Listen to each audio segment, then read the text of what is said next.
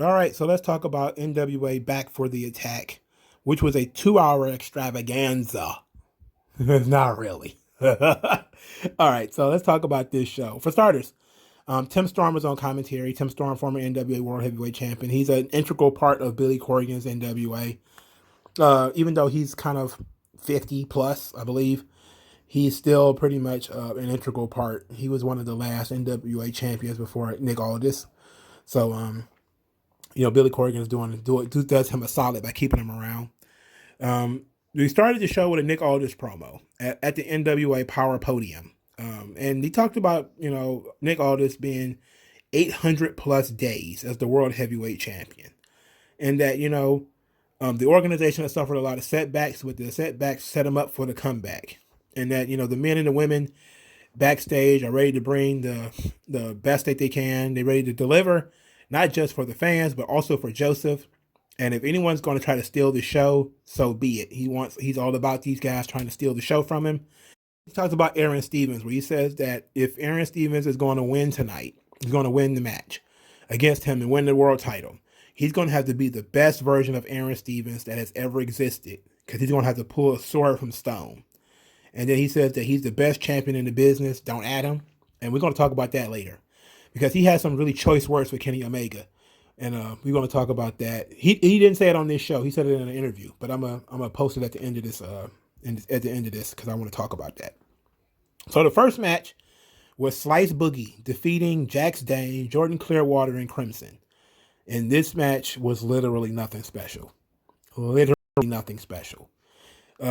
They told us the story of Jax Dane and Crimson being former tag team partners, and then they actually helped each other a little bit in this match too. But it was kind of short-lived. Like, this match wasn't really all that long. This match was probably about 5 or 6 minutes. Nothing overstayed its welcome on this show. That's one thing I can say. Nothing stayed too long. Billy Corgan has the right idea. Now, I have some questions about, the talent that he chose to have on this show and some of his decision making. But he was smart enough to know you don't put these guys on for 30 minutes. You put them on for a few minutes. Slice Boogie wins with what's called the, quote, dead ass driver, which is so New York. I think that he should have to have Timberlands on in the match.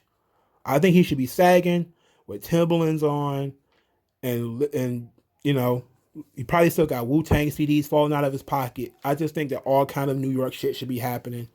He should probably have an ice grill. I just think that, that's super New York. That's just like, he should be Captain New York. I'm talking Yankees jerseys, Yankees hat, some type of twisted instrumental version of Alicia Keys and Jay-Z's Let's Hear It for New York. And just, you call something a dead ass driver. I mean, you're bodega boy. All right, but it was nothing special. So then we get a backstage segment from some guy named Saul Renaro. I've never seen him before. But the important thing here is that May Valentine was back there. And she was pretty. She looks like a living mannequin, like a living Barbie doll. Nice boobs, tattoos, completely devoid of personality. I'm talking completely devoid of personality. I think she had negative personality. She looked good, but that was it. Like, she had a nice look to her, but she looked like a deer in headlights. It was kind of wild. I don't even know what the guy was talking about. I was just paying attention to her, and I was just kind of like, man, she's like a -1 when it comes to personality. She got like, I can't believe she had so little personality, because she was nice looking. Next match was Tyrus versus JR Kratos. And the two beefy men slapping meat match. The total combined weight of these two guys was probably more than the first 3 matches on Dynamite. It was absolutely insane. Tyrus looks like a Triceratops. I actually wrote down that he should call himself the Funkaceratops, and he was playing the heel in this match. JR Kratos was a tag team champions with Aaron Stevens. Tyrus was calling himself the Great American Smash, and it was actually he cut a heel promo that he was offended that he didn't get a pre-match interview. He didn't have anything to say, but he was just mad that he didn't get a pre-match interview because he was called all the way to do this show, and they didn't have the courtesy to give him a pre-match interview. But he didn't have nothing to say, except that he wanted a pre-match interview. Stupid. But it was funny because just watching Tyrus walk is insane. He walks like a dinosaur. I see why Vince looked at him and saw a Funkasaurus. Just watch the man walk. He's like a brontosaurus. He's like a rhino. Just watch him walk. I dare you to go watch him walk and don't think dinosaur. I dare you. He's a monster. He's a human. He's got to be like over 40 now because he's like gray in the beard and everything. But it was absolutely insane. Nobody took a bump for 4 minutes in this match. It feels like it's like guys went down, yeah, but I don't think anybody took a bump. Both of these guys are probably over the age of 40, so they was hitting each other pretty. It was landing in, it's hitting some stuff, doing some nice, chops and punches and stuff. But nobody got like slammed or anything until like maybe about 5 or 6 minutes into the match. They did the opening part of the match was basically these guys testing their strength because there's two big bulls, it's two big guys. So you gotta see who was the stronger of the two, and basically it came out to be Tyrus, who was playing the heel, of course. The first time somebody got slammed was Tyrus slamming Kratos. Then he went for the Vader bomb and he missed, which actually began Kratos' comeback. And Kratos' comeback wasn't much. It wasn't much of anything. Most of this match was basically Tyrus grabbing like Yokozuna like nerve holds. Yokozuna used to grab a nerve hold and hold them in place. That was like the bulk of this match. The finish came with Tyrus crushing Kratos in the corner, basically like Vader running and crush him in the corner, and then Kratos would flop to the ground, and then he did like a big elbow drop, just like a regular running elbow drop, like Dusty, and pinned him. It was really weird. The big beefy man slapped meat, and it was passable, I guess. It was passable. I had fun with it because I was making fun of these guys the whole time. So I had fun with it, I had fun with it. So we got the human Barbie doll came back, the human Bratz doll. She came back because she wanted to, she had Trevor Murdoch to cut a promo, and he was breathing very hard, talking about being the national champion, and that it's something that everyone wants. And that Chris Adonis, if he wants to be, the national champion, he has to realize that he's not an easy target, not the guy that he used to know, which is a wink and a nod back to them working in WWE together. And that he better lace up his boots tight because it's going to be a long night.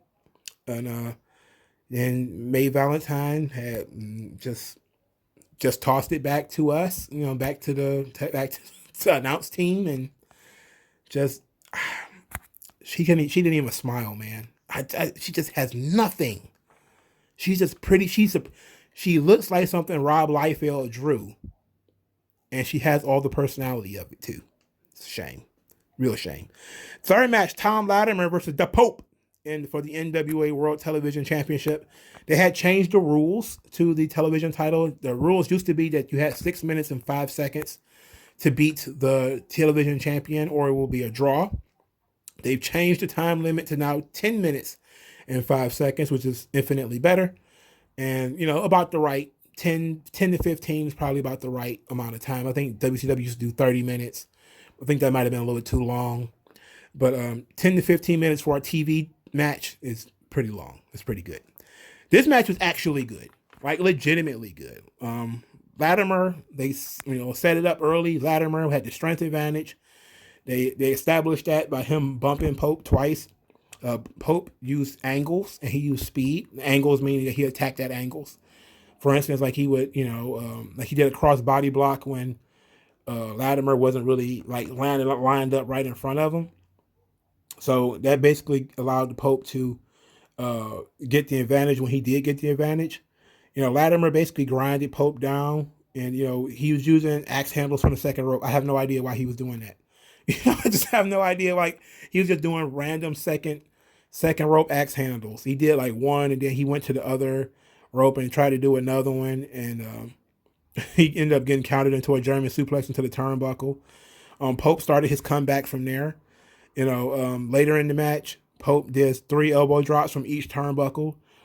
So bottom turnbuckle, boom. Second turnbuckle, boom. Top rope turnbuckle, boom. And the time limit ended up expiring, which made this a time limit draw. But this was a good match. This was good.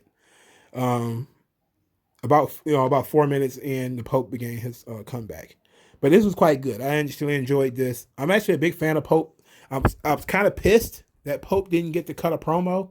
I was so looking forward to the Pope doing his Dusty. I really wanted to hear Pope do his Dusty impression. I could not wait. I thought for sure if anybody was going to do any talking, it was going to be Pope. Because I wanted to hear him do Dusty. Instead, we got Trevor Murdoch and some guy named Saul. I have no idea who the fuck that guy was. Anyway, after the match, the time limit expired, and of course, they were still fighting after the bell. And then afterwards, Pope tried to show some respect to Tom Latterman, who blew him, who was just like, nah, not interested. Not interested in showing any respect. No doubt they're going to go back to this. A little pause for the cause. Let's talk about NWA Powerrr. It will be airing on Fight at 6:05, I believe, on Tuesdays. I'm not sure if Fight is free or not, though. I haven't used Fight in a long time, so I'm not sure if Fight is free or not. But that if you're interested in NWA Powerrr, that's where it will be. So we go back to the human Bratz doll, the human mannequin May Valentine, as she talks to Aaron Stevens, who's going to cut a promo about the main event tonight. And he choked up a little bit talking about Joseph Hudson's son and about, sending the little guy, I'm guessing he's a little guy, a message about how, your dad loved you and he talked about you all the time. And it was very touching. It was very, it felt real. And then he was able to turn it towards the main event. And he says that, that there's a lot of talk on the internet about how he shouldn't be in this match. And that, because he spent years entertaining people and being a character and being funny, and that he's not main event worthy. And he basically says that he's going to change everyone's mind because he's been doing this since he was 16 years old. And that when he was 16, he was in the ring, shedding blood and fighting men twice his age. And tonight will be no different. And that he's going to take all his experience and everything that he knows, and for the first time, he's not going to talk anymore. He's going to do all of his talking in the ring. And I thought, okay, that was good. All right, that was good. That was a good way of saying, look, I know people don't buy into me. I understand that. But, I've been doing this for a long time. I got the experience. I can possibly win. Even though most people going into this was like, he ain't got no chance of winning. And, it is what it is. The fourth match was Camille versus Thunder Rosa, the number one contender match for the NWA Women's World Title. Taryn Terrell, who I believe is a former TNA champion, was on commentary during this match. This match was actually quite good. It was pretty lengthy too, and this match was actually quite good. Now, this was really the beginning of where we started to see the storytelling in visual form. Because just looking at Camille and Thunder Rosa, you could see what they were going to do. Camille is like a giraffe. She got like a long neck. She's tall, and she's really strong. Thunder Rosa is smaller, more compact, faster, more submission-based due to her MMA training. And that's basically what the match was. Camille dominated early, obviously. Thunder Rosa was fiery, fighting from underneath, fighting and scratching for anything, but Camille was just so strong, she would always, snuff it out. Thunder Rosa would fire up, Camille would snuff it out. And then Thunder Rosa would do something slick, like grab an arm bar, or transition it to a triangle choke. And then Camille would, counter it using her strength, maybe powering out of it. It was very interesting. It was very good. So, Camille charged. She hit the turnbuckle, which actually began Thunder Rosa's comeback. She had began building some momentum, targeting the back, the lower back of Camille, trying to nullify that strength. It's a good way of, it's a pretty smart thing too. You know, some people think if somebody is stronger than you, you target the arms. That's one way of doing it, but you can also target the lower back because they can't lift. So that was a pretty sweet thing where she kind of rammed Camille into the ring apron, and then she stretched her like a bow and arrow stretch across the ring apron. She was using the environment, which I thought was pretty sweet for Thunder Rosa. It was actually very smart. And she did like a lot of different submission holds. She did like a pretty sweet STF. She did like 2 or 3 STFs on Camille. A pretty cool not thunder, anything, but like a bow and arrow on her.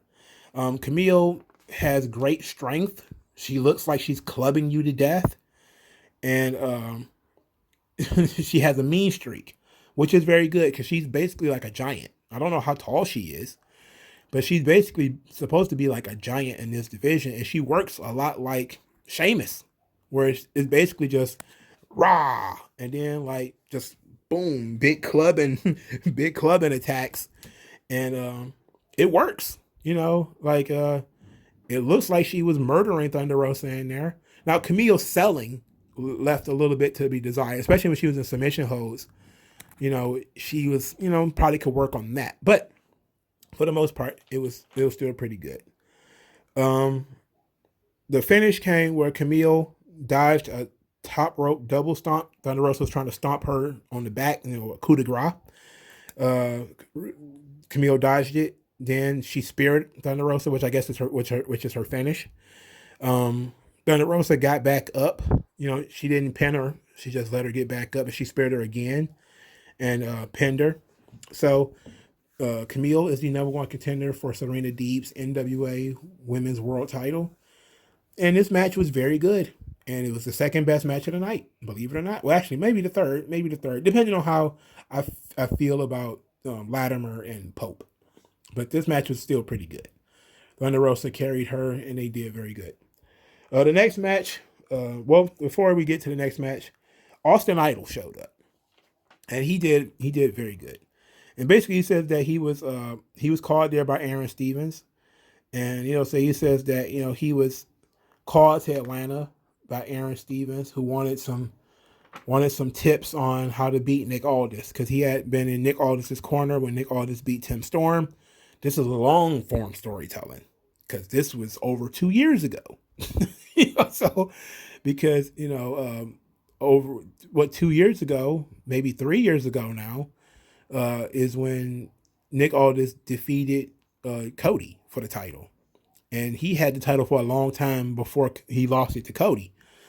So Austin Idol was there, kind of in the way of SummerSlam 92. Like when they were saying like whose corner is Mr. Perfect going to be in? There was kind of doing a similar thing with like who is Austin Idol? Like who is he going to be there for? You know, he's the longtime manager and friend of Nick Aldis, but, you know, Aaron Stevens is the one who actually invited him to Atlanta. So whose corner is he going to be in? So that was very fun, and they introduced that little tidbit right here in the show and not in the video packages or anything. All right, the fifth match, Trevor Murdoch versus Chris Adonis, and this match was it was meh. It's the visual storytelling was, you know, did a lot. Murdoch is a country boy with a wide body and very pale, blue collar, very much like a good old boy. Chris Adonis is, of course, chiseled, you know, tanned, city boy, a gym rat. And basically that was the story, is that Adonis was, you know, stronger. But Murdoch is a traditional pro wrestler. I guess they was trying to say is that he was a traditional pro wrestler. Murdoch had control a little bit early, and then he went for his finish with a flying bulldog, similar to what Rick Steiner used to do. And Adonis dodged it, and then kind of took over from there. The finish came when Adonis tried for the master lock, but Murdoch dropped down and kind of rolled him up. It was clunky. It was a little clunky because I think Adonis maybe forgot the finish, or maybe Murdoch was not really in position, and they had to, it ended up looking fine, I guess, after the camera cut. It ended up looking all right. But Murdoch ended up getting the win, and they pretty much touted him as being a wrestler's wrestler, and that's how he won, is because he out wrestled Chris Adonis, which is fine, I guess. Afterwards, Murdoch offered the hand. Adonis shook it and then attacked him. First, he hit him with a full Nelson slam, and then the referees got involved, and then he put him in the master lock, and pretty much master locked him and tossed him around. During the match, of course, they did tell the story. They didn't shy away from the fact that Bobby Lashley uses the master lock right now, and that he was the only man, still the only man, to ever break the master lock was Bobby Lashley. They didn't use Bobby Lashley's name, but they basically said to put over Chris Masters or put on Chris Adonis. They basically said that, only one man has ever broken the master lock, and that man is a world champion right now. So I was like, okay, that's cool. In the AEW, they probably would have screamed about how, all that stuff.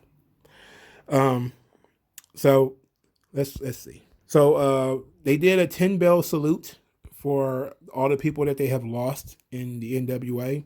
It was sort of like a moment of silence. And then we got Austin Idol talking some more, basically about the strengths and weaknesses, all the different things that he may have taught Aaron Stevens about Nick Aldis. I really appreciated Austin Idol being there, but I appreciated more the fact that I'm guessing there was a small crowd in there. They didn't show him, but I'm guessing there was a small crowd in the building. I really appreciated the silence that they gave as Austin Idol talked. That they really just let him go, and they didn't try to talk over him. They didn't shout anything. They gave him respect. Like, I appreciate the fuck out of that.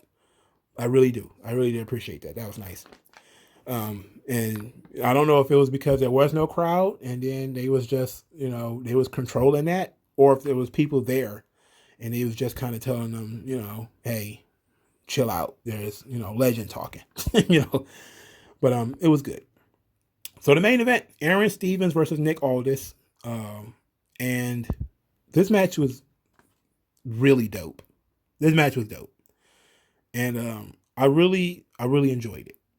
It wasn't just a great world title match. It was a good tribute, not because he did anything silly or anything like that. He really just worked the match pretty normal, but he showed what he could do. I'm talking about Aaron Stevens here. He came to the ring in his karate gi, which kind of pissed me off because I thought he wasn't doing any gimmicks, but he wasn't. He was just wearing that gi because it was the last thing that he had been wearing when him and Joseph Hudson were tag team partners. That was their gimmick. And he still had, I think he had a question mark mask in the pockets of the gi or in the inside of it or something like that. So it was cool. The referee cut a pretty good promo, believe it or not.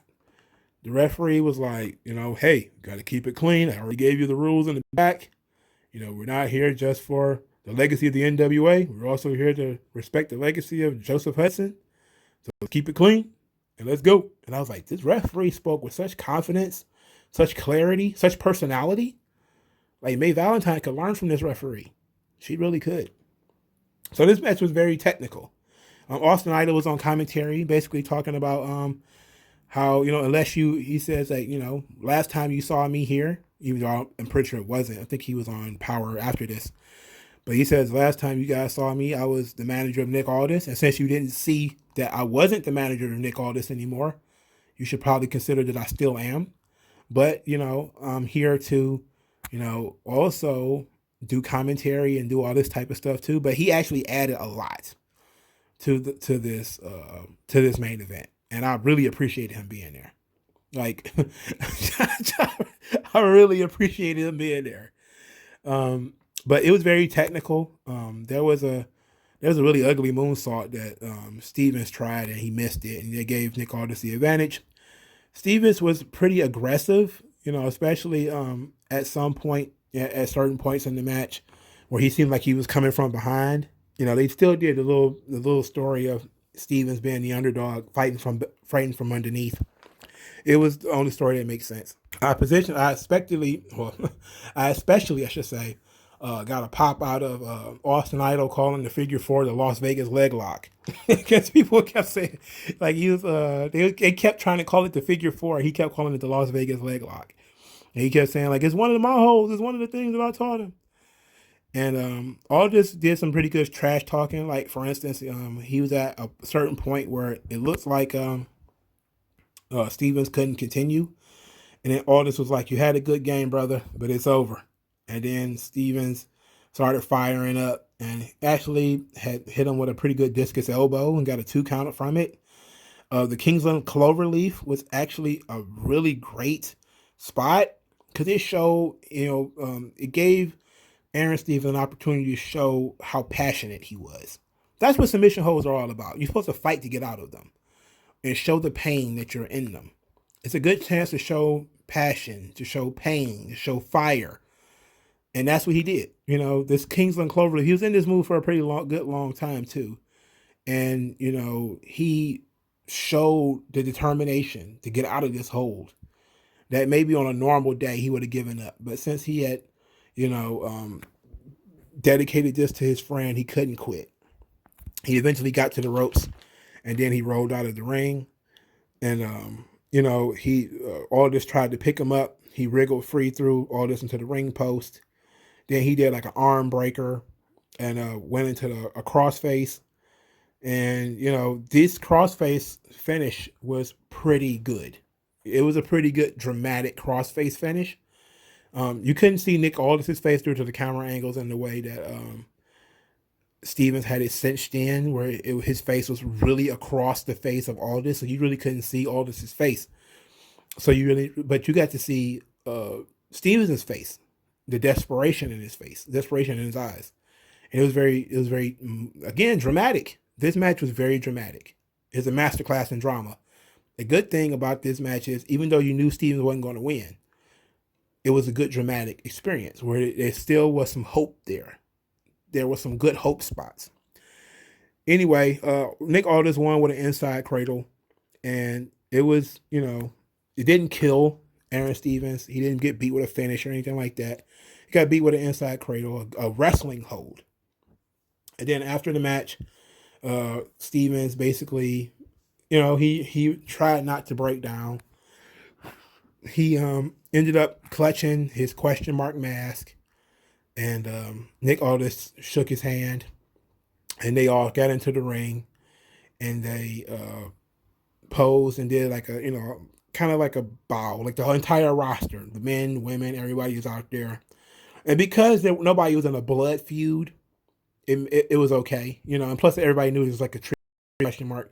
They had a question mark flag and all that type of stuff.